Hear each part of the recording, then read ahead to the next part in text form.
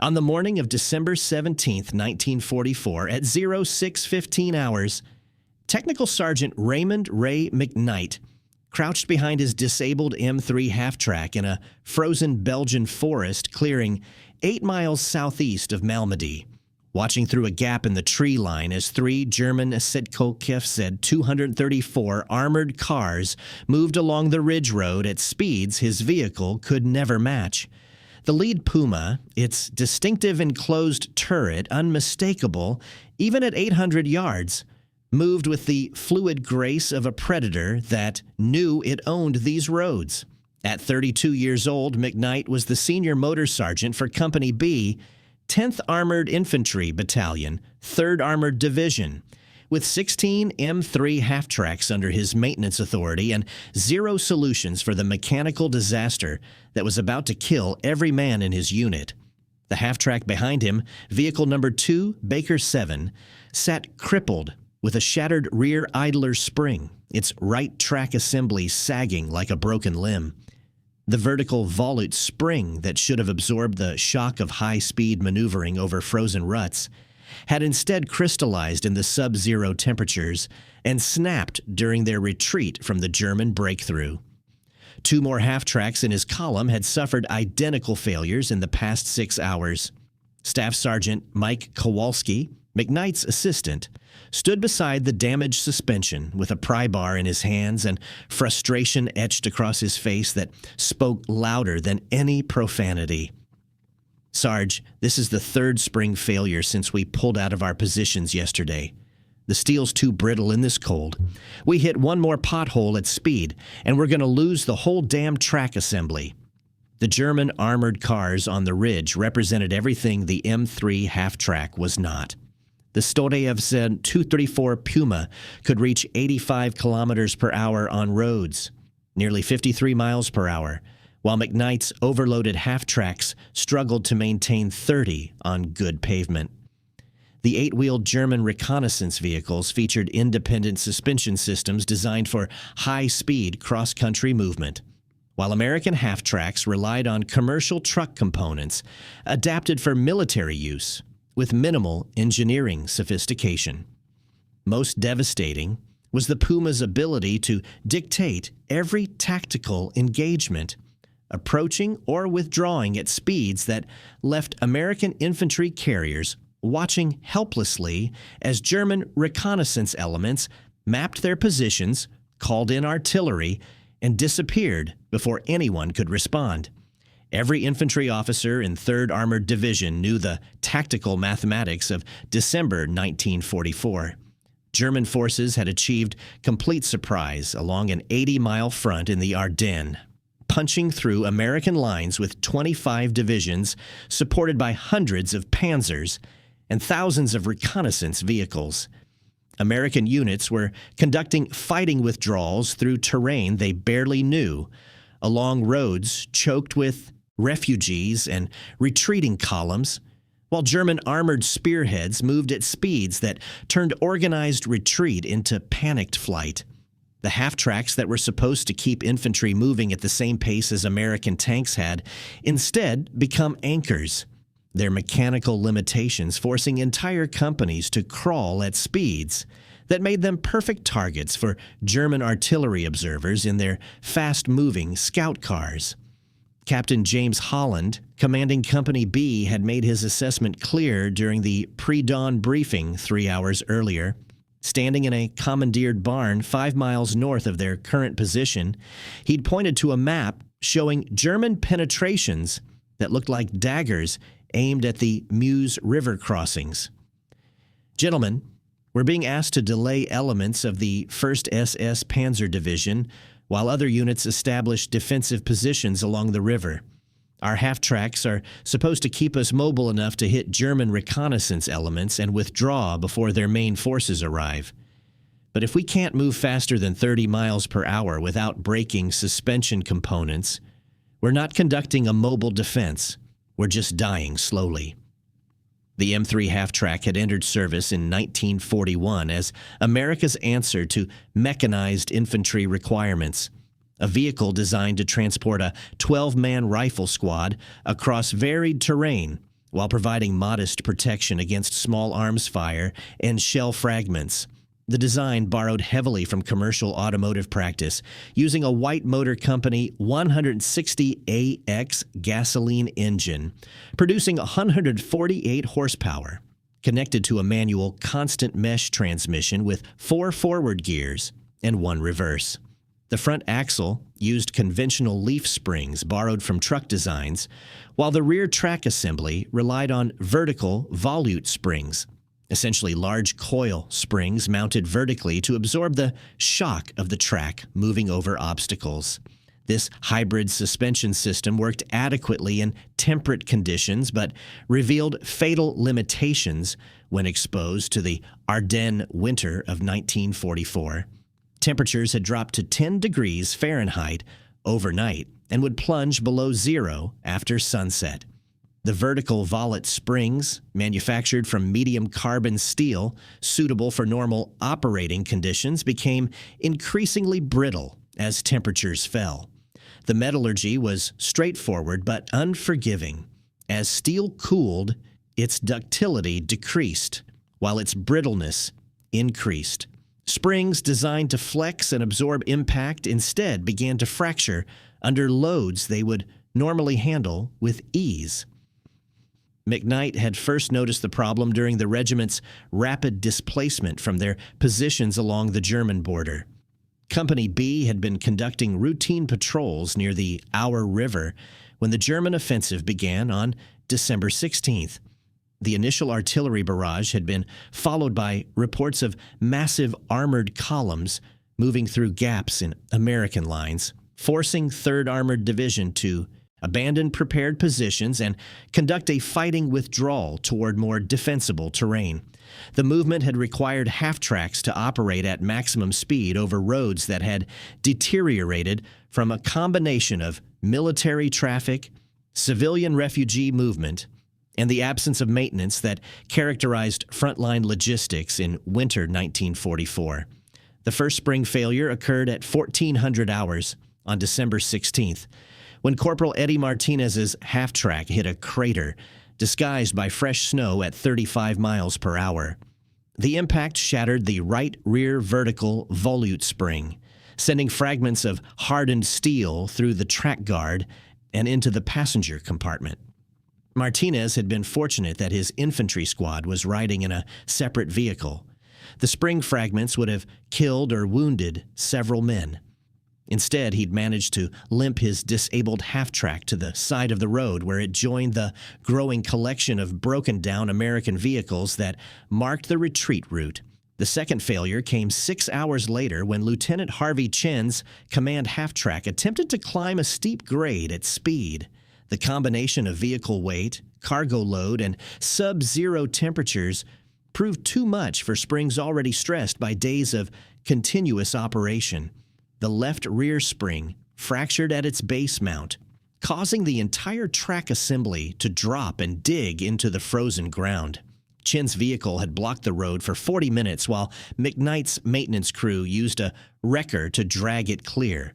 40 minutes during which the entire company sat stationary and vulnerable to German observation. If you're enjoying this deep dive into the story, hit the subscribe button and let us know in the comments from where in the world you are watching from today. By the morning of December 17th, McKnight had documented 7 spring failures across the battalion's 64 half-tracks.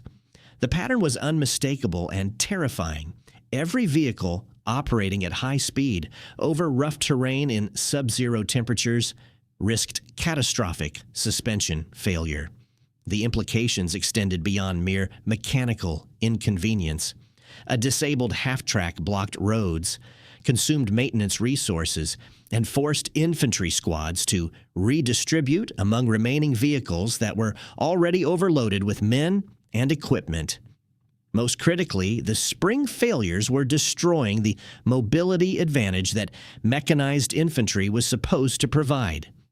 The technical specifications made grim reading when McKnight reviewed them in his maintenance log. Each M3 half-track weighed 17,650 pounds empty, but combat loading typically added another 3,000 pounds of ammunition, rations, fuel, and personal equipment. The rear track assembly, which bore approximately 60% of this weight, relied on 4 vertical volute springs per side, 8 springs total, supporting roughly 12,000 pounds of vehicle and cargo.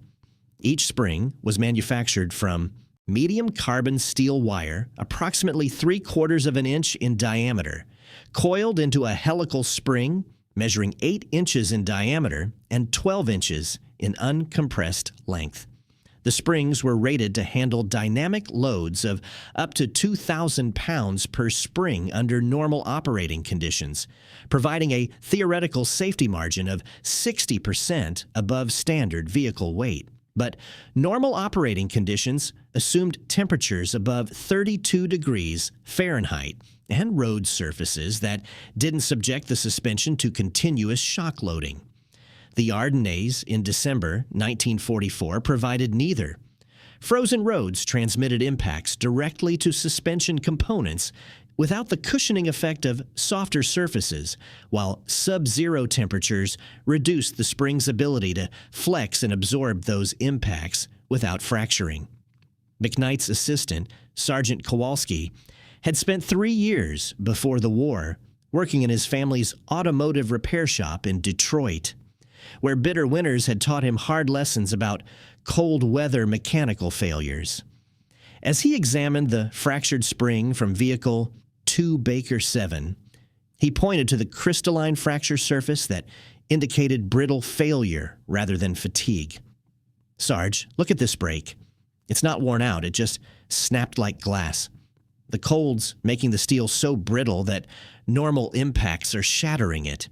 We need springs made from steel with better low-temperature properties. Or we need to find a way to keep them warmer. Or we need to modify the suspension to distribute the load differently." The problem was that none of those solutions were available to a maintenance sergeant sitting in a frozen Belgian forest with German reconnaissance elements prowling the ridge roads and his company expecting to move out within the hour. The nearest ordnance depot with replacement springs was 40 miles west, assuming it hadn't been overrun by the German advance. Even if McKnight could somehow obtain springs manufactured from better steel alloys, installing them would require lifting each half-track, removing the track assemblies, and replacing all 8 springs per vehicle, a job that took a trained crew approximately 6 hours per vehicle under ideal conditions.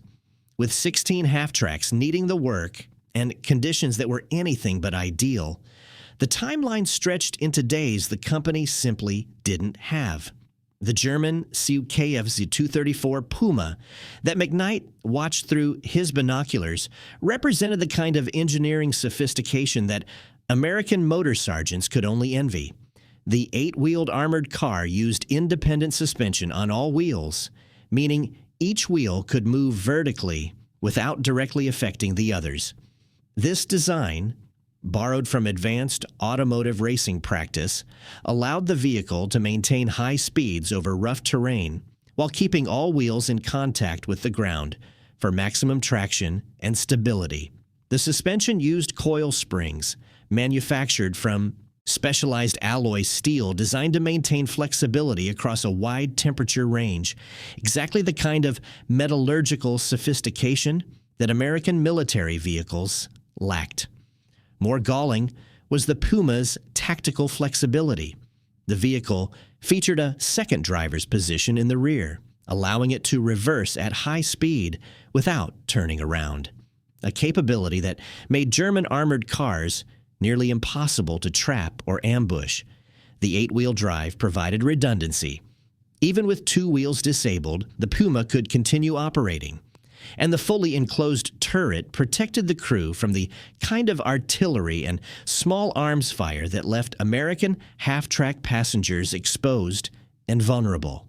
Captain Holland had served in North Africa with the 1st Armored Division, where he'd seen American half-tracks try and fail to catch German reconnaissance elements during the Tunisia campaign, His after-action reports from Kasserine Pass in February 1943 detailed engagement after engagement where American infantry carriers had been spotted, bracketed by artillery, and destroyed before they could withdraw to safer positions. The German armored cars had acted as the eyes of their panzer divisions, ranging ahead to locate American positions, calling in fire missions, and disappearing before American forces could respond. The speed differential had been decisive then, and it was proving decisive again in the Ardennes. The morning briefing had included intelligence estimates suggesting that German reconnaissance battalions in the Ardennes included approximately 40 Sd.Kfz. 234 vehicles of various models, operating in teams of 2 to 4 vehicles that covered sectors 10 to 15 miles wide. These reconnaissance elements moved ahead of the main panzer columns, probing for weak points in American defenses and directing the armored spearheads toward the most vulnerable positions. American commanders had few effective counters. Tank destroyers were too valuable to waste chasing reconnaissance vehicles. Fighter bombers couldn't operate in the heavy cloud cover that characterized December weather in the Ardennes, and infantry carriers like the M3 Halftrack simply couldn't match the German vehicle's speed and maneuverability.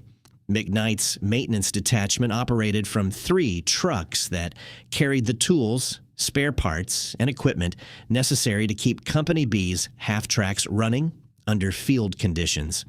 The trucks themselves were M25 tank transporters, 6-wheeled vehicles with cargo beds that had been modified to function as mobile workshops. The lead truck carried welding equipment, power tools, and a portable crane capable of lifting track assemblies. The second truck housed spare parts organized in wooden bins. Everything from engine components to track segments to the very vertical volute springs that were failing with such devastating frequency. The third truck contained fuel, oil, and lubricants, along with the camping equipment that allowed the maintenance crews to operate independently of rear area facilities. These mobile workshops had proven invaluable during the summer offensive across France, when American armored divisions had advanced so rapidly that supply lines stretched thin and forward units operated days ahead of formal maintenance facilities. McKnight's crews had kept vehicles running through a combination of improvisation, salvage, and occasional inspired mechanical solutions that violated technical manuals but kept half-tracks moving. But the Ardennes winter presented challenges that couldn't be solved through improvisation alone. The spring failures required either replacement parts that weren't available or a fundamental redesign that seemed impossible under field conditions. Private First Class Tommy Chen, the detachment's youngest mechanic at 19 years old, had been an engineering student at MIT before the war. He'd spent the previous hour examining the fractured springs with the analytical precision of someone trained to see mechanical problems as solvable equations. As he laid 3 broken springs side by side in the snow, he sketched their stress patterns in a notebook with hands that shook from cold rather than fear.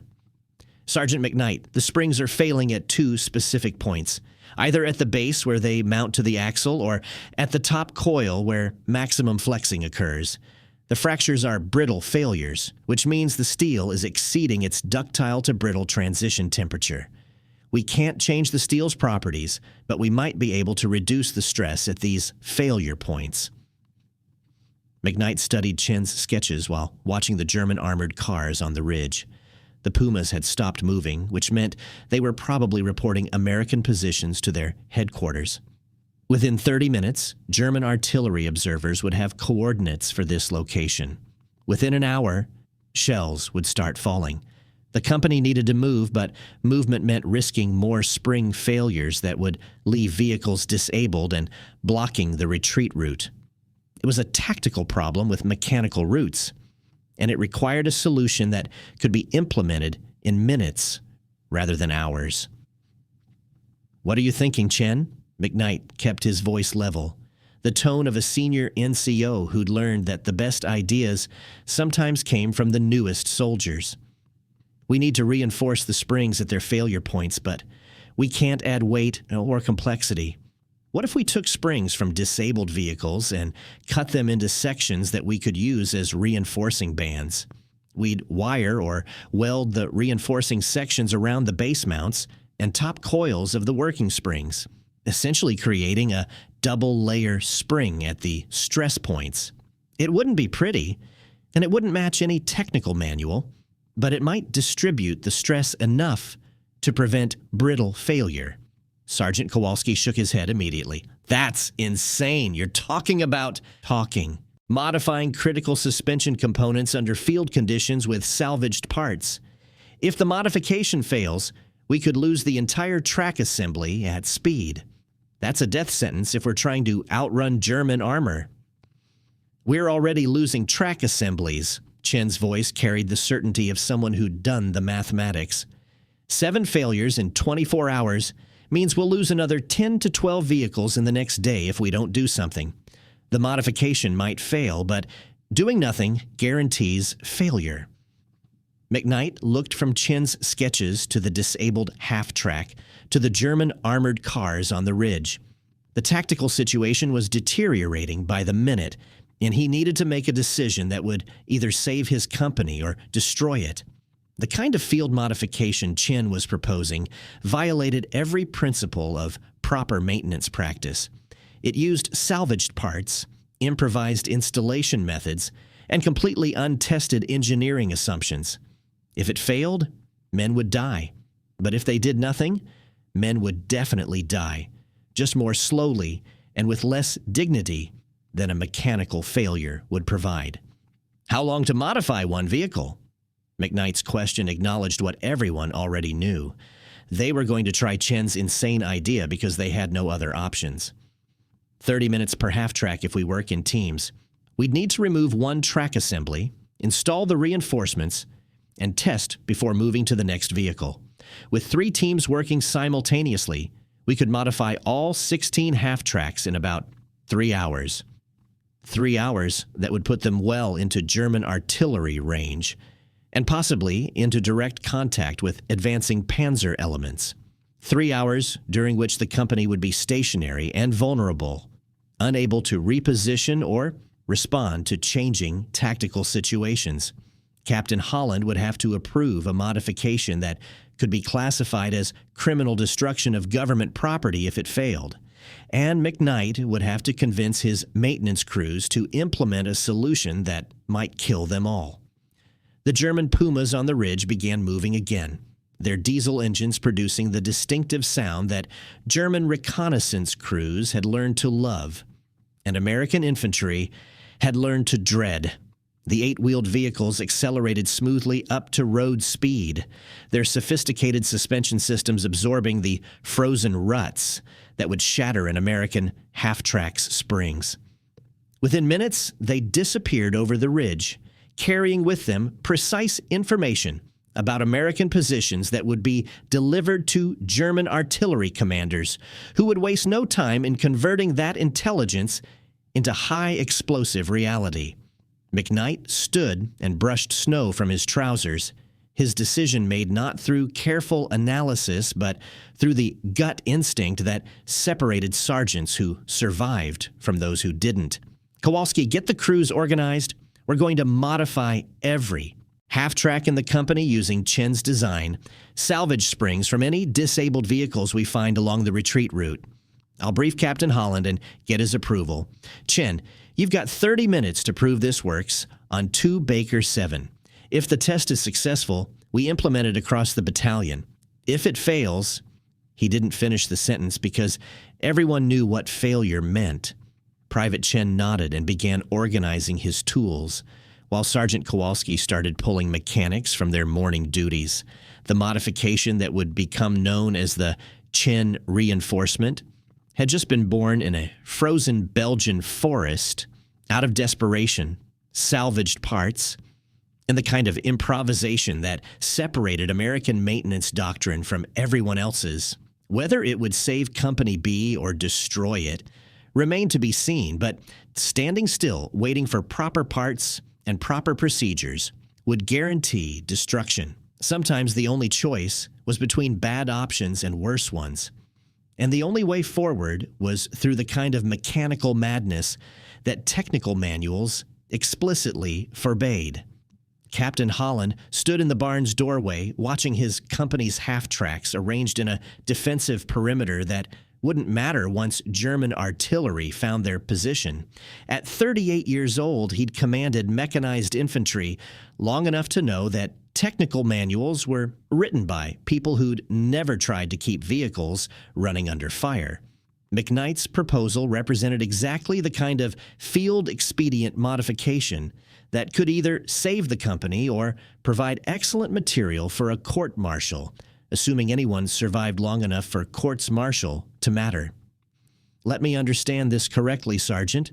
You want to cut up springs from disabled vehicles, wire them onto working springs as reinforcements, and hope that this improvised modification prevents brittle fracture failures in sub-zero temperatures.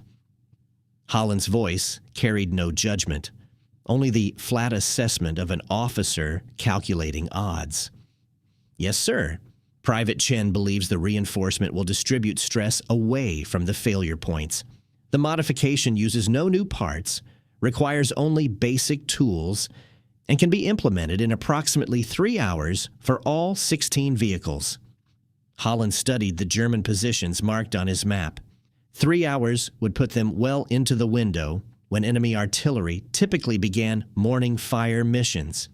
But attempting to move with springs that were failing at current rates would leave half his vehicles disabled before they reached anything resembling defensive terrain.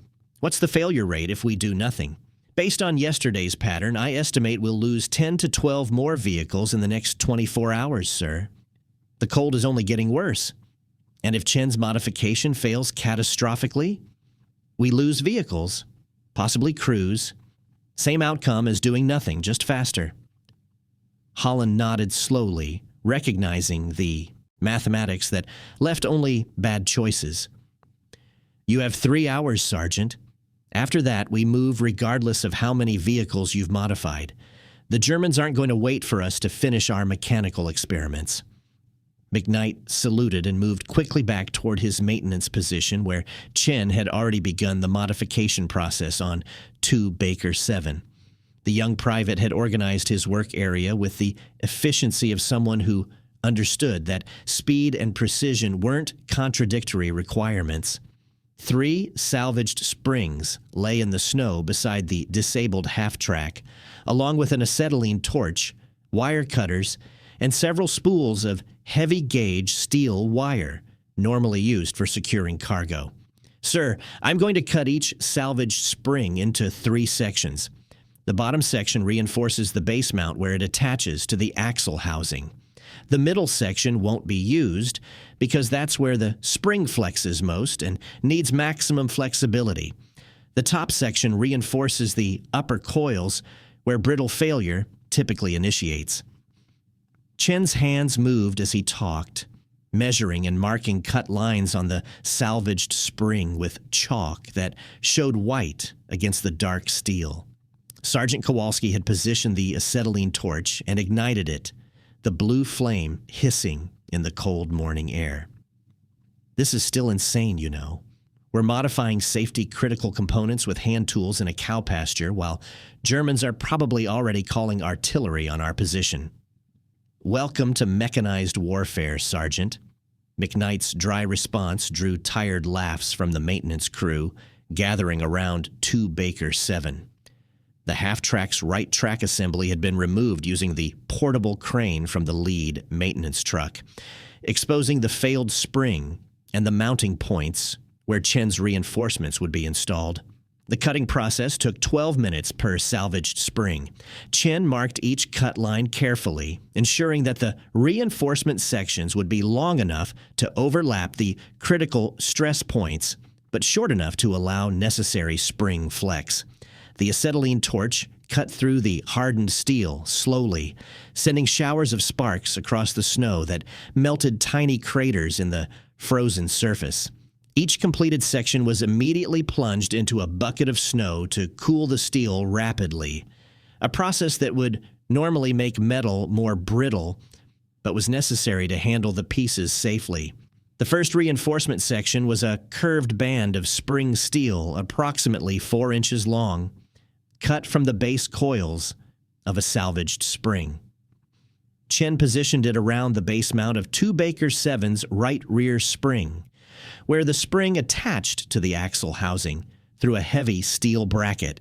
The reinforcement fit snugly against the existing spring coils, creating a double thickness of steel at the mounting point. Using a heavy-gauge wire, Chen began wrapping the reinforcement to the spring in a spiral pattern that covered every half inch of the reinforcement's length. The wire needs to be tight enough to prevent any movement between the reinforcement and the spring, but not so tight that it creates stress concentrations that could initiate new cracks. Chen's explanation was directed at Kowalski and the other mechanics who would need to replicate this process on 15 more half-tracks. Each wrap needs to overlap the previous wrap by about 1/4 inch, and you need to twist the wire ends together using these. He held up a pair of needle nose pliers. Not just by hand. The wiring process took 18 minutes for the base reinforcement alone. Chen's hands worked with meticulous precision despite the cold that made fine motor control difficult. Each wire wrap was tested by pulling with pliers to ensure it wouldn't slip under load. The finished reinforcement looked rough but functional. The spiral wire wrapping, creating a pattern that resembled the spring's original coils. The upper reinforcement followed the same process, but Chen added a modification based on his observation of where the earlier failures had initiated. The top coils experience tension loading when the spring compresses, which is why cracks usually start here in brittle conditions. I'm going to wire this reinforcement with slightly less tension to allow more flex, which might reduce stress concentration, even if it makes the bond slightly less rigid. Private First Class Marcus Washington, a mechanic from McKnight's second team, had been watching Chen's process with growing understanding. So, we're essentially creating a composite spring, using the reinforcement to carry some of the load during compression, but allowing the original spring to handle most of the flexing. Exactly. The reinforcement doesn't need to be perfect. It just needs to reduce peak stress at the failure points by maybe 20 to 30%. That might be enough to keep the steel from reaching its brittle fracture threshold. By 0745, both reinforcements were installed on 2 Baker 7's right rear spring. The track assembly was reinstalled using the portable crane, a process that took another 20 minutes and required 3 men to guide the tracks onto the drive sprocket and road wheels, while Sergeant Kowalski operated the crane controls. The reinstalled assembly looked identical to standard configuration, except for the wire-wrapped reinforcements visible through the track guard. Rough field expedients that no technical manual would ever approve. Test time. McKnight climbed into 2 Baker 7's driver's seat while Chen positioned himself where he could observe the right rear suspension through the open rear door. The Halftrack's white 160AX engine started with the reluctant cough that characterized cold weather operations, settling into the rough idle that 6-cylinder gasoline engines produced when lubricating oil thickened in sub-zero temperatures. McKnight eased the Halftrack forward across the frozen ground, feeling through the steering wheel for any abnormal vibration or binding that would indicate a suspension problem. The vehicle responded normally, the front wheels and rear tracks working together to propel 8 tons of steel and armament across terrain that alternated between frozen mud and patches of ice-crusted snow. At 10 miles per hour, everything felt normal. At 20, the suspension began transmitting the characteristic rough ride that came from frozen ground and cold, stiffened tracks. At 30 miles per hour, the test that mattered, McKnight deliberately aimed for a series of frozen ruts that would have shattered an unmodified spring yesterday. The impact threw Chen against the rear door frame hard enough to leave bruises, but the suspension held. The modified spring compressed, the reinforcements held their positions, and the track assembly maintained proper alignment without the catastrophic separation that characterized brittle spring failure. McKnight circled back and hit the same ruts from a different angle, then accelerated to 35 miles per hour and found a crater that had been filled with snow and frozen overnight. The impact was severe enough to rattle his teeth, but 2 Baker 7's suspension absorbed it without failure. "It's holding!" Chen's shout carried equal parts relief and vindication. "The reinforcements are distributing the load just like the calculations predicted. We need to do a longer test to verify fatigue resistance, but for immediate tactical purposes, this modification appears functional." If you find this story engaging, please take a moment to subscribe and enable notifications. It helps us continue producing in-depth content like this. Captain Holland had walked over from the barn to observe the test, his expression revealing nothing as he watched McKnight put the modified half-track through maneuvers that would have been suicidal 12 hours earlier. "How confident are you in this modification, Sergeant?" "Sir, I'm confident enough to ride in the first vehicle we send into contact with German reconnaissance elements. That's the only confidence that matters in mechanized infantry." Holland nodded slowly. "You have authorization to modify every half-track in the company using this process. I'm also sending a runner to battalion headquarters, requesting that they observe the modification and consider implementing it across the division. If this works, it's not just saving Company B, it's potentially solving a problem that's degrading combat effectiveness across the entire armored force in the Ardennes." The implementation phase began immediately with McKnight organizing his maintenance crews into 3 teams, each responsible for modifying 5 to 6 vehicles. Team 1, led by Sergeant Kowalski, would work on the company command section's half-tracks.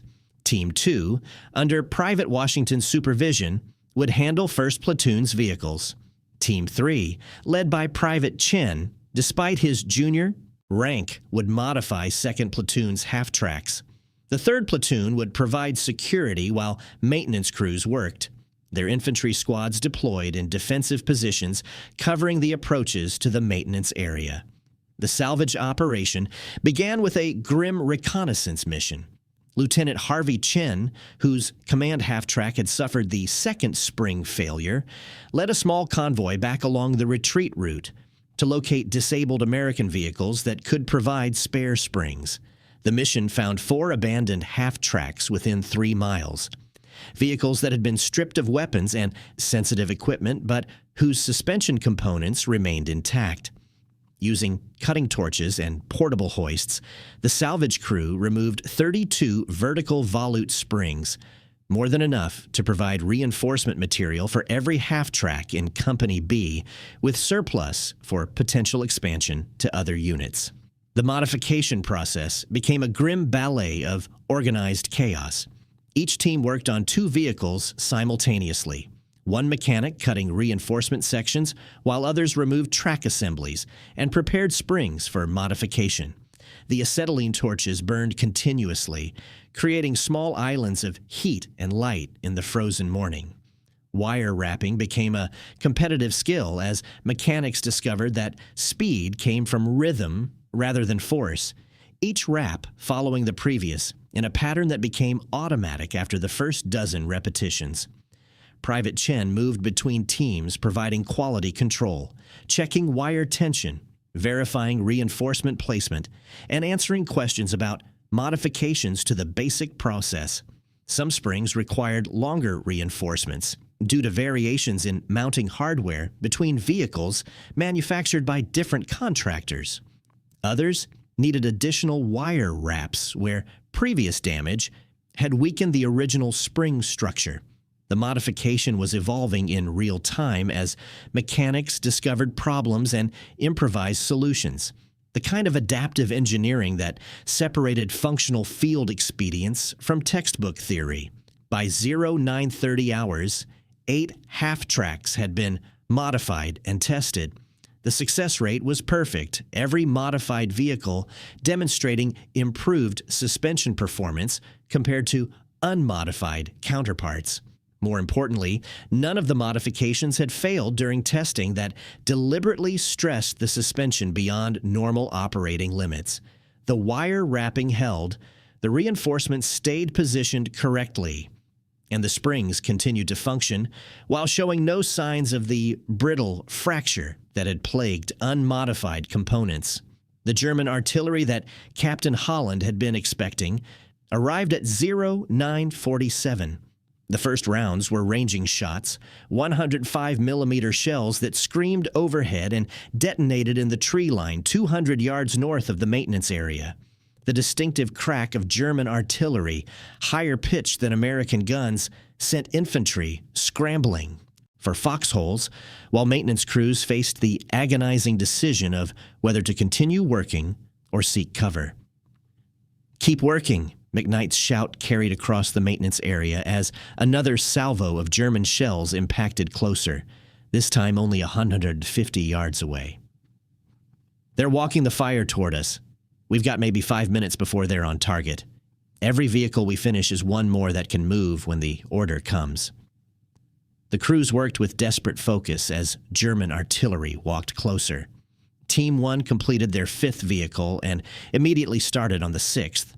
Team 2 finished modifying a half-track belonging to 1st Platoon's weapons squad, the vehicle that carried the squad's M1919 machine guns and ammunition. Team 3, working on 2nd Platoon's half-tracks, discovered that one vehicle had suffered spring damage beyond what reinforcement could fix, forcing them to cannibalize springs from a disabled vehicle to create a functioning suspension. At 0953, a German 105mm shell landed in the maintenance area, detonating 40 yards from McKnight's lead truck.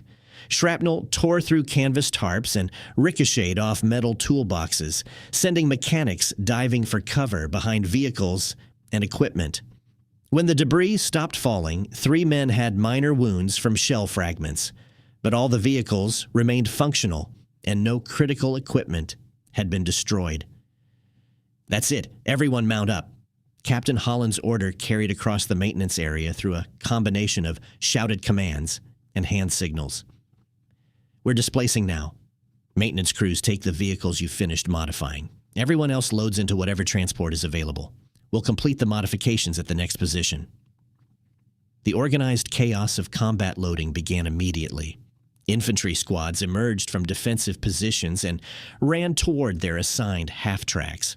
Maintenance crews threw tools and equipment into trucks with no regard for organization or inventory, the priority now being speed rather than proper procedure. Engines started across the maintenance area, the characteristic rough idle of cold, white 160AX engines creating a rumbling chorus that would definitely attract German attention. McKnight did a final head count, ensuring all his maintenance personnel were accounted for before climbing into the lead truck. 12 vehicles had been successfully modified, 4 remained unmodified but functional, and the 2 Baker 7, the test vehicle, would serve as his command post during the movement. The convoy formed up in tactical formation. Modified vehicles positioned to lead, while unmodified half-tracks followed in positions where they could be supported if suspension failures occurred. Captain Holland's command half-track, one of the first vehicles to receive Chen's modification, took the lead position. His route followed secondary roads that intelligence suggested might still be clear of German forces. A 12-mile movement that would take them to defensive positions being established by elements of the 82nd Airborne Division near the town of Werbemont. The movement would require sustained speeds of 30 to 35 miles per hour over roads that hadn't been maintained since the German offensive began, exactly the conditions that had destroyed springs on unmodified vehicles. The convoy departed at 1000 hours exactly, leaving behind a maintenance area that German artillery would thoroughly destroy in the next 20 minutes. The route took them north through rolling terrain covered in dense pine forest, the trees providing some concealment from air observation, but also limiting visibility and creating perfect ambush positions. 3rd Platoon's half-tracks, carrying the company's rifle squads, maintained all-around security with infantry manning the vehicle-mounted machine guns, despite temperatures that made extended exposure painful. At 10:12 hours, the first test of the modified suspensions came when Captain Holland's lead vehicle hit a series of frozen ruts at 32 miles per hour. The half-track suspension compressed violently, the modified springs absorbing an impact that would have shattered unmodified components. The vehicle maintained speed and proper track alignment, demonstrating under operational conditions what had been proven during testing. Behind Holland's vehicle, 11 more modified half-tracks followed through the same obstacle, each one handling the impact without visible difficulty. The 4 unmodified vehicles at the rear of the convoy struggled. Lieutenant Thomas Wright's half-track, still equipped with standard suspension, dropped speed to 20 miles per hour to avoid the kind of impact that had disabled vehicles yesterday. The reduced speed created gaps in the convoy that would make them vulnerable if German forces attempted to attack the column. Sergeant First Class David Rodriguez's vehicle, also unmodified, developed an ominous grinding noise from its right rear suspension that suggested imminent spring failure. At 10:26 hours, reality validated every concern about the unmodified vehicles. Rodriguez's half-track hit a frozen pothole at 25 miles per hour. The impact transmitted directly through springs that had been weakened by 12 hours of operation in sub-zero temperatures. The right rear vertical volute spring fractured at its base mount, exactly where Chen's reinforcements were designed to prevent failure. The broken spring caused immediate loss of track tension, and the track assembly separated from the vehicle in a catastrophic failure that sent track segments spinning across the road surface. Rodriguez managed to steer his disabled half-track to the roadside before the separated track could cause additional damage. His infantry squad dismounted and transferred to other vehicles, cramming 13 men into half-tracks, already carrying full combat loads. The disabled vehicle was stripped of weapons, radios, and sensitive equipment, then abandoned to join the growing collection of American materiel that marked the retreat route through the Ardennes. The entire process took 6 minutes. 6 minutes during which the convoy sat stationary and vulnerable. That's the proof right there. Sergeant Kowalski's observation came over the radio net that connected the maintenance vehicles. Unmodified suspension just failed under exactly the conditions Chen's modification is designed to prevent. Every vehicle we didn't finish modifying is a potential roadblock waiting to happen. Captain Holland made the tactical decision that McKnight had been expecting. All vehicles with unmodified suspension will drop to the rear of the convoy and maintain speeds that don't risk spring failure. Modified vehicles will lead and accept higher speeds necessary to reach Werbemont before German forces cut the route. Maintenance section planned to complete modifications on the remaining vehicles once we reach the defensive position. The convoy reorganized and continued northward, now strung out over nearly a mile of road as modified vehicles pulled ahead while unmodified half-tracks lagged behind. The formation violated every principle of tactical movement, creating gaps that German reconnaissance could exploit and making command and control difficult. But the alternative, keeping the convoy together at speeds safe for unmodified vehicles, would guarantee they'd be caught by German armored spearheads advancing from the south. At 10:48 hours, German reconnaissance elements made their appearance. 2 Sd.Kfz, 234 armored cars emerged from a side road 800 yards ahead of Captain Holland's lead vehicle, their distinctive 8-wheeled silhouettes unmistakable even at distance. The Pumas had been conducting route reconnaissance ahead of their main forces and now found themselves confronted by an American convoy that should have been easy prey for fast-moving German armor. Holland's immediate reaction demonstrated why he'd survived 2 years of mechanized warfare. All vehicles, increase speed to maximum sustainable rate. We're not fighting, we're running. Modified suspensions, this is what we built you for. Let's see if you can outrun German reconnaissance. The race that followed would become legendary in 3rd Armored Division maintenance history. Captain Holland's modified half-track accelerated to 40 miles per hour, a speed that unmodified M3s could technically reach, but couldn't sustain over rough terrain without risking catastrophic mechanical failure. Behind him, 11 more modified half-tracks matched his speed, their chin-reinforced suspensions absorbing impacts that would have destroyed standard springs. The convoy became a high-speed column moving faster than American half-tracks were supposed to move, certainly faster than German reconnaissance expected American infantry carriers to travel.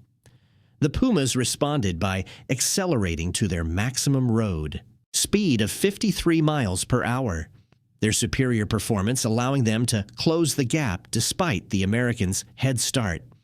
But the German armored cars had a tactical problem that their speed couldn't overcome. The road ahead narrowed through a small village where buildings on both sides created a natural choke point. The Pumas would need to slow down to navigate the constricted passage, while the American half-tracks could maintain speed through terrain their crews knew from having passed through it during the previous day's retreat. At 1102 hours, Holland's convoy entered the village at 38 miles per hour. The modified suspensions handled the transition from open road to narrow village street without difficulty, chins reinforcements, preventing the kind of spring failure that would have disabled vehicles in exactly this kind of close-quarters maneuvering. The lead half-tracks machine gunner, Corporal James Patterson, engaged the pursuing Pumas with his M2.50 caliber machine gun, not expecting to damage the German armored cars, but hoping to force them to slow down or take evasive action. The Pumas returned fire with their MG-42 machine guns, 7.92 millimeter rounds that sparked off the half-track's thin armor and forced the American infantry to crouch below their vehicles' protective steel. But the German gunners faced the same problem that plagued all mobile combat. Hitting targets from moving platforms at extended ranges required either extraordinary skill or extraordinary luck. Most rounds went high or wide, their tracers creating geometric patterns in the cold air that looked more spectacular than dangerous. The village passage gave the Americans the seconds they needed. By the time the Pumas navigated through the narrow streets, Holland's convoy had extended their lead to over a mile, and the road ahead offered multiple turnoffs that would allow the half-tracks to disappear into the dense Ardennes forest. The German armored cars continued pursuit for another 4 miles before breaking off, their crews probably calculating that chasing a convoy of unknown size deeper into potentially hostile territory wasn't worth the risk of running into American anti-tank positions. Captain Holland's command half-track crossed into friendly lines at 11:34 hours, where elements of the 82nd Airborne Division's 505th Parachute Infantry Regiment had established defensive positions anchored on the town of Werbemont. The paratroopers watched with obvious surprise as the convoy of half-tracks arrived at speeds that infantry carriers weren't supposed to sustain, their suspensions handling rough terrain that should have disabled at least some vehicles in a formation moving that fast. Colonel James Gavin, commanding the 82nd Airborne Division's operations in this sector, met Holland's convoy personally. "Captain, I was told to expect your company sometime this afternoon, probably with reduced vehicle strength due to mechanical breakdowns. Instead, you arrive ahead of schedule with what appears to be your entire motor transport intact. Either you've discovered a new way to operate half-tracks, or I'm looking at the luckiest motor march in armored infantry history." Holland climbed out of his half-track and gestured toward McKnight. "Neither luck nor new tactics for today, sir. Field expedient maintenance modifications designed by one of my mechanics. We've reinforced the vertical volute springs to prevent brittle fracture in cold temperatures. The modification allowed us to maintain speeds that would normally destroy suspension components." Gavin listened to McKnight's explanation of the Chen reinforcement process with the attention of a commander who understood that tactical success often depended on mundane things like suspension springs. "Sergeant, I'm going to have my division maintenance officer observe your modification process. If it works as advertised, we need to implement it across every half-track in the Ardennes. The Germans are winning this battle partly through superior mobility, and anything that lets our vehicles move faster without breaking down is worth its weight in gold." The afternoon brought what McKnight had been hoping for: time to complete modifications on Company B's remaining vehicles and authorization to train other maintenance units in Chen's process. The barn that became Company B's maintenance facility for the next 8 hours saw a steady stream of mechanics from other units, each one taking notes on the reinforcement design and wire wrapping technique that had proven itself under combat conditions. Private Chen found himself in the unexpected position of instructor, demonstrating to senior sergeants and warrant officers how to cut salvage springs, position reinforcements, and wire them securely enough to handle combat loading. His youth and junior rank made some visitors skeptical until they saw the test results: modified half-tracks handling punishment that destroyed unmodified vehicles. The mathematics of survival converted skeptics into believers with ruthless efficiency. By 1800 hours, every half-track in Company B had received the Chen modification. Additionally, mechanics from 3 other companies had been trained in the process and were returning to their units to begin implementing the modification across the division. Word of the successful high-speed escape from German reconnaissance had spread through the informal communication network that connected American mechanized units, and the story was growing with each retelling, as combat stories always did. The real test came on December 18th when Company B participated in a counterattack designed to slow German advances toward the Meuse River crossings. The mission required rapid movement through 8 miles of contested terrain, engagement with German reconnaissance elements, and withdrawal before enemy armored forces could respond. It was exactly the kind of mobile operation that mechanized infantry was supposed to excel at, but which had proven impossible when vehicle suspensions couldn't handle the required speeds. Captain Holland's operation order was direct. "We're going to move fast, hit hard, and get out before the Germans can organize a response. Our modified suspensions give us a speed advantage over standard half-tracks, which means we can actually conduct mobile warfare the way the doctrine says we're supposed to. Let's see if Private Chen's spring modification can win a battle." The counterattack launched at 0530 hours on a morning when temperatures had dropped to -5 degrees Fahrenheit. The modified suspensions handled conditions that would have destroyed standard springs within the first hour of operation. Company B moved at sustained speeds of 35 to 40 miles per hour, covering ground that would normally take twice as long. They engaged a German supply convoy at 0715, destroyed 4 trucks and a staff car, and withdrew before German quick reaction forces could respond. The withdrawal route took them through terrain that would become legendary in the division. A series of steep hills separated by frozen stream crossings, exactly the combination of obstacles that stressed suspensions to their limits. Every modified half-track in the company completed the withdrawal without suspension failure. In contrast, a platoon from another company operating unmodified half-tracks in support of the mission lost 3 vehicles to spring failures that left them disabled and requiring recovery. The statistical evidence became undeniable. Company B operated for 48 hours after implementing the Chen modification without a single suspension failure. Other companies in the battalion experienced failure rates of 15 to 20% over the same period.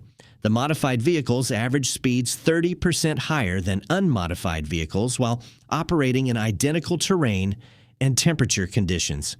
Most importantly, Company B completed every assigned mission without leaving disabled vehicles behind, a perfect record that no other mechanized infantry company in the Ardennes could match.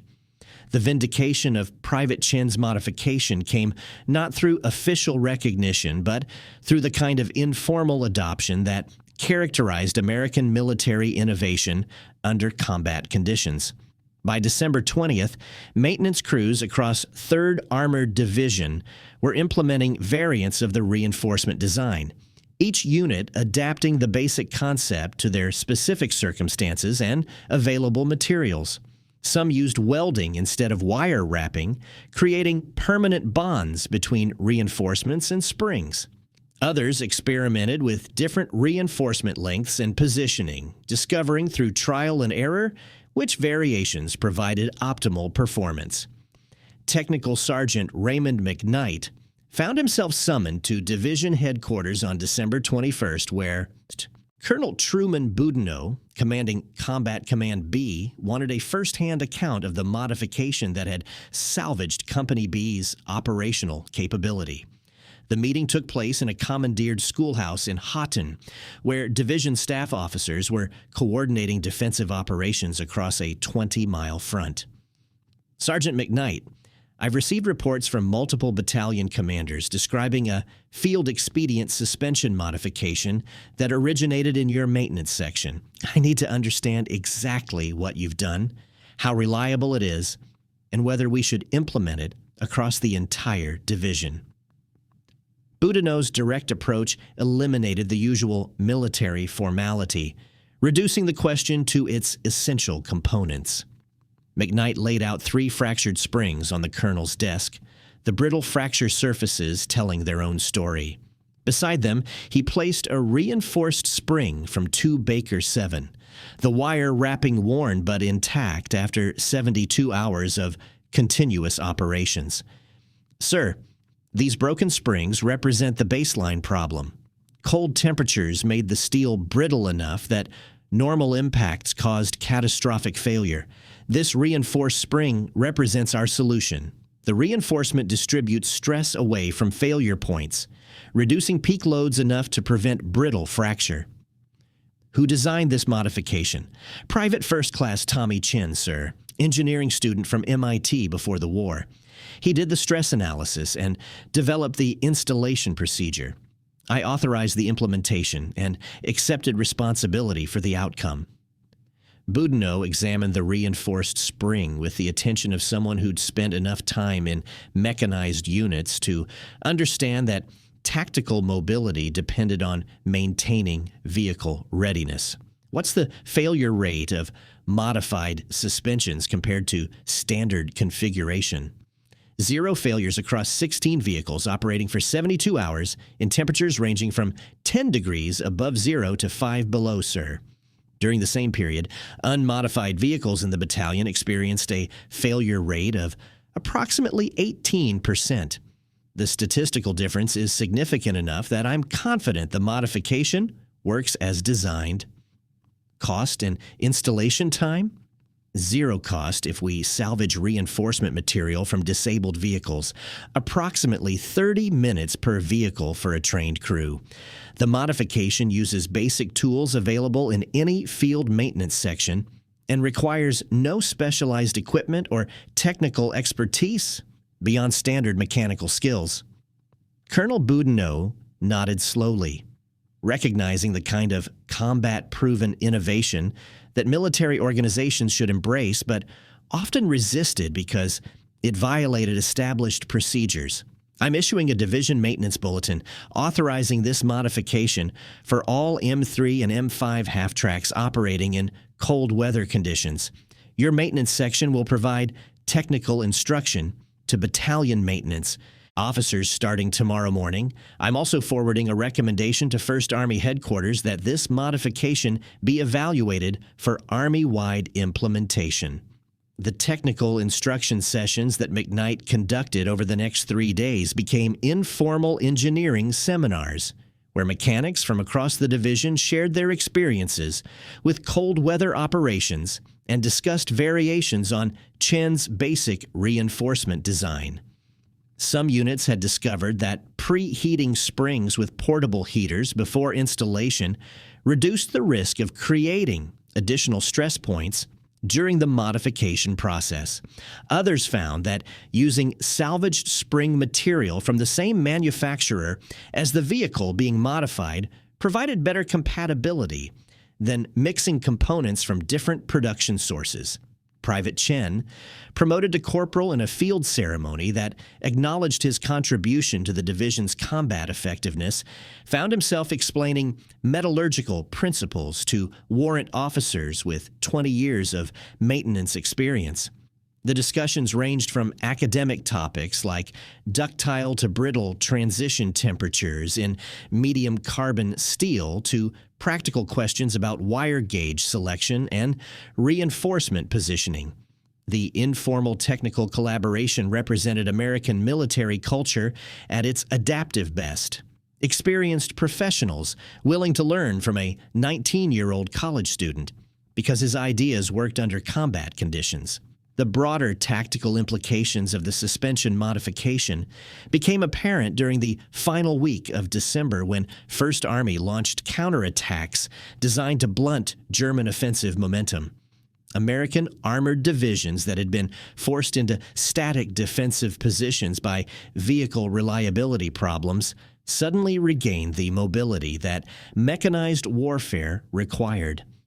Halftracks that could sustain higher speeds over rough terrain allowed infantry to keep pace with tank advances, creating the combined arms coordination that gave American forces decisive advantages over German units operating with increasingly limited resources.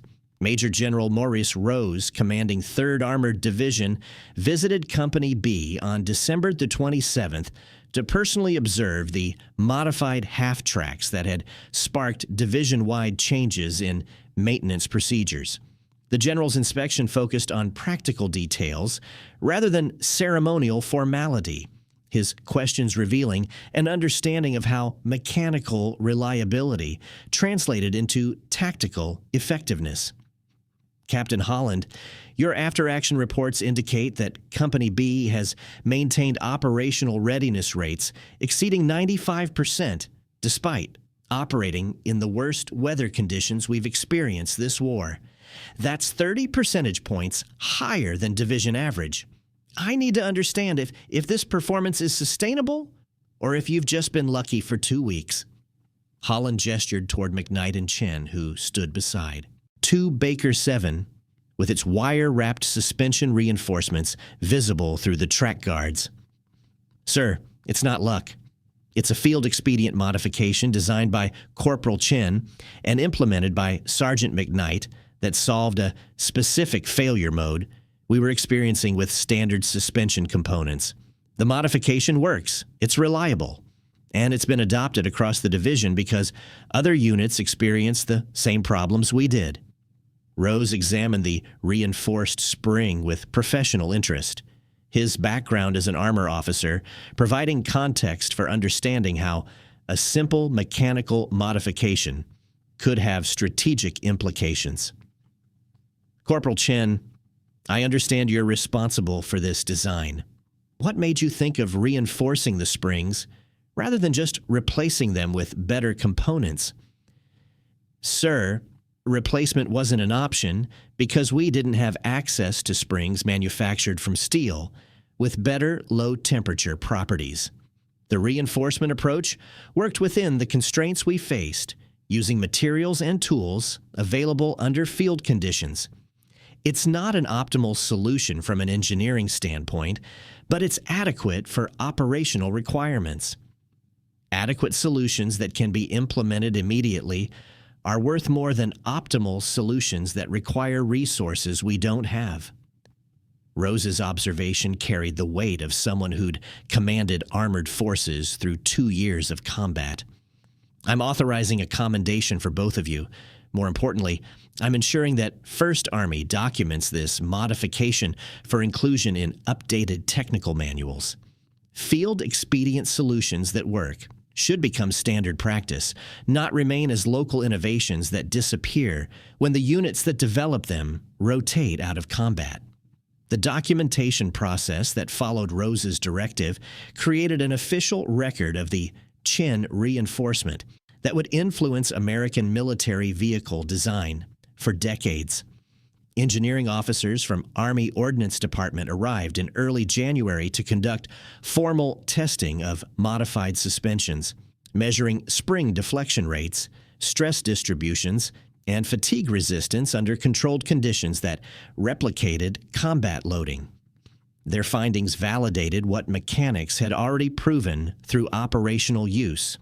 The reinforcement reduced peak stress at failure points by approximately 30%, enough to prevent brittle fracture in temperatures down to minus 20 degrees Fahrenheit.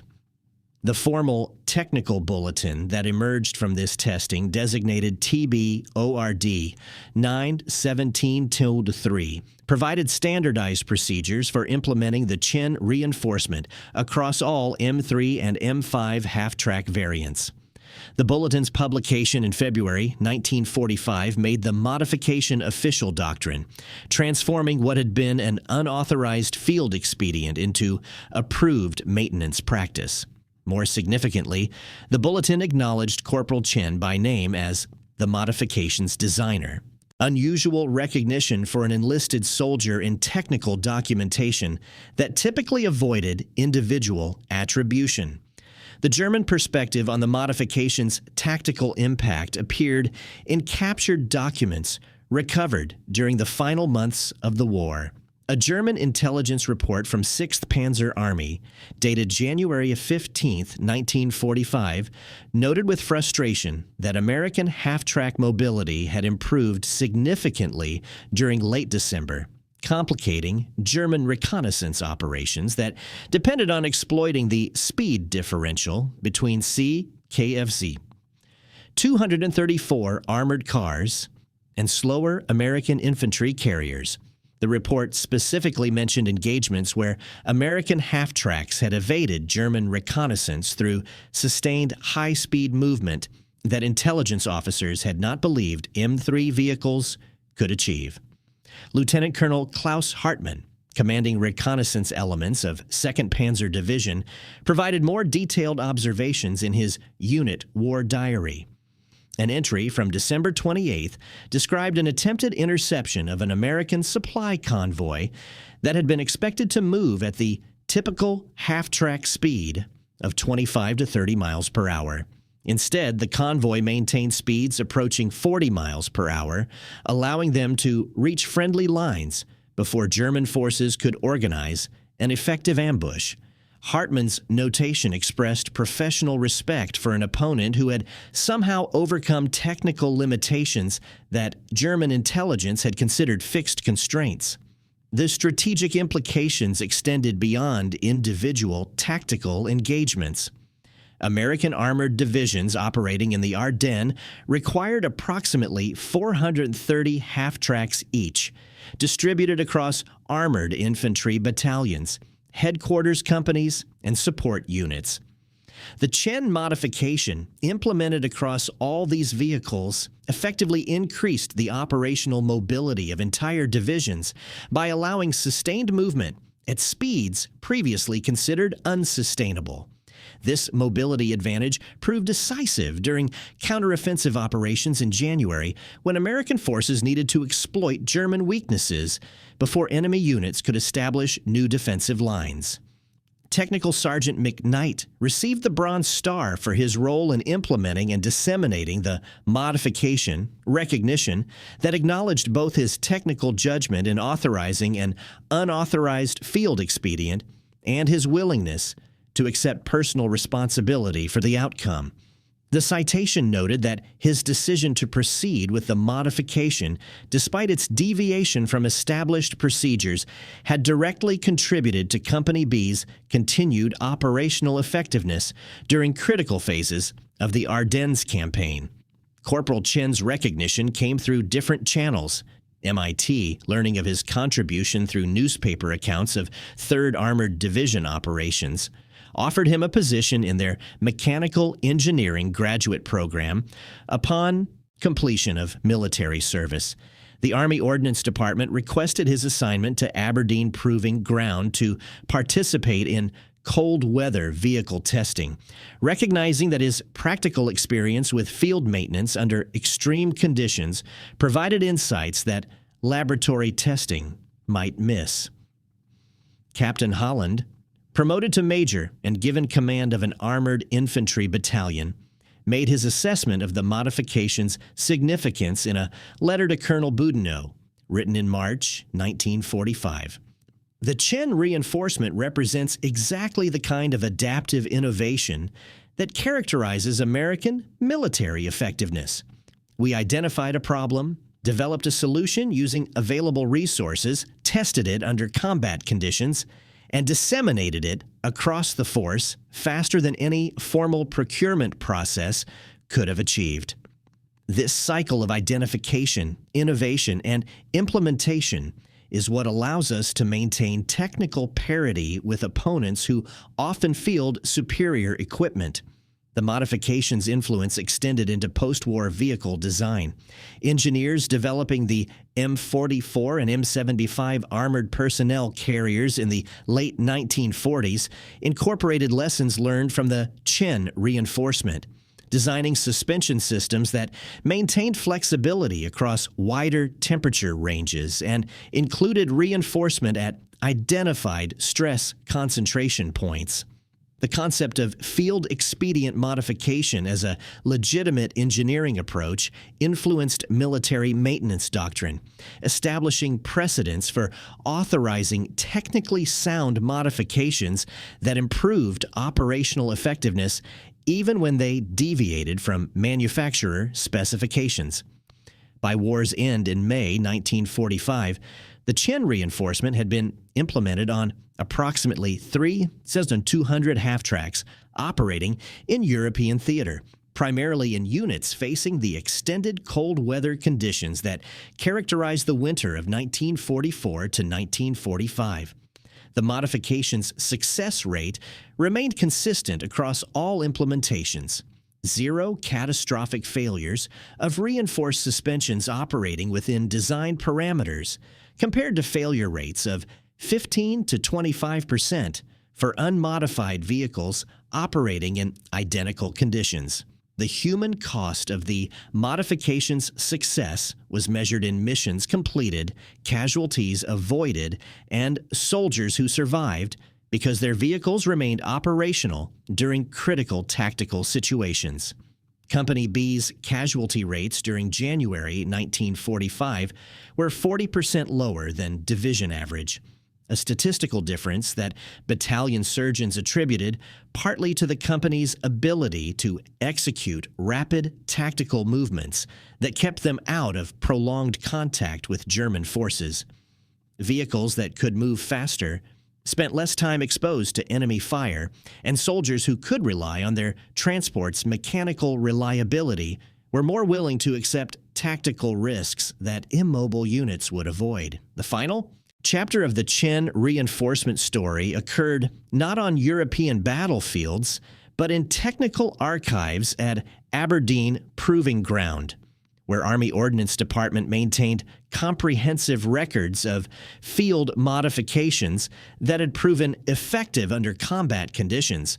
The file on Technical Bulletin ORD 9-17-3 grew to include photographs of modified suspensions, stress analysis calculations, field test data, and testimonials from maintenance personnel across multiple divisions. This documentation served as reference material for engineering officers designing the next generation of armored vehicles, ensuring that lessons learned through desperate improvisation in frozen Belgian forests informed systematic engineering development in peacetime laboratories. Technical Sergeant Raymond McKnight returned to civilian life in August 1945, accepting a position with White Motor Company, where his field maintenance experience proved valuable in developing improved half-track variants for export to Allied nations. His technical knowledge, earned through 2 years of keeping vehicles running under conditions that manufacturer engineers had never anticipated, provided practical insights that laboratory testing couldn't replicate. He maintained correspondence with Corporal Chen, their letters discussing metallurgy, suspension design, and the peculiar satisfaction that came from solving real problems with improvised solutions. Corporal Chen completed his MIT graduate degree in 1948, writing a thesis on cold weather mechanical failure modes that drew heavily on his Ardennes experience. His academic career focused on the intersection of materials, science, and practical engineering, emphasizing designs that could be maintained and modified under field conditions rather than theoretical solutions that required ideal circumstances. His students learned to value robust adequacy over fragile perfection, a philosophy that traced directly back to a frozen morning in Belgium when a 19-year-old private had solved a problem that was killing his unit. The M3 half-track itself served with American forces through the Korean War, where the Chen reinforcement remained standard practice for vehicles operating in cold weather. Israeli forces, receiving surplus American half-tracks through military assistance programs, adopted and further refined the modification for desert operations where extreme temperature variations created similar stress patterns. The basic principle, reinforcing components at identified failure points using locally available materials, became doctrine rather than improvisation, acknowledged practice rather than unauthorized field expedient. The story that began with Sergeant McKnight watching German Pumas from a disabled half-track ended with systematic changes in how American military forces approached vehicle maintenance and modification. The recognition that field conditions often required solutions that technical manuals hadn't anticipated, and that enlisted soldiers might develop better answers than engineering officers in laboratories, represented a cultural shift that extended far beyond suspension springs and vertical volet coils. On the morning of December 17, 1944, Company B had faced mechanical disaster that threatened to destroy their operational effectiveness during the most critical battle American forces would fight in Europe. By evening of the same day, they'd implemented a field expedient modification that not only solved their immediate problem, but influenced maintenance practice across the entire Army. The transformation required no new technology, no sophisticated equipment, no complex engineering. It required only mechanics willing to improvise, a young soldier with enough education to understand stress analysis, and a senior sergeant willing to authorize a modification that violated every established procedure. The Chen reinforcement demonstrated that sometimes the most important innovations emerge not from research laboratories or engineering departments, but from frozen maintenance areas where soldiers face immediate problems that demand immediate solutions. The wire-wrapped springs that saved Company B became symbols of American adaptive capacity, the willingness to modify, improvise, and overcome through whatever means proved effective under actual conditions rather than ideal circumstances. Thank you for watching. For more detailed historical breakdowns, check out the other videos on your screen now, and don't forget to subscribe.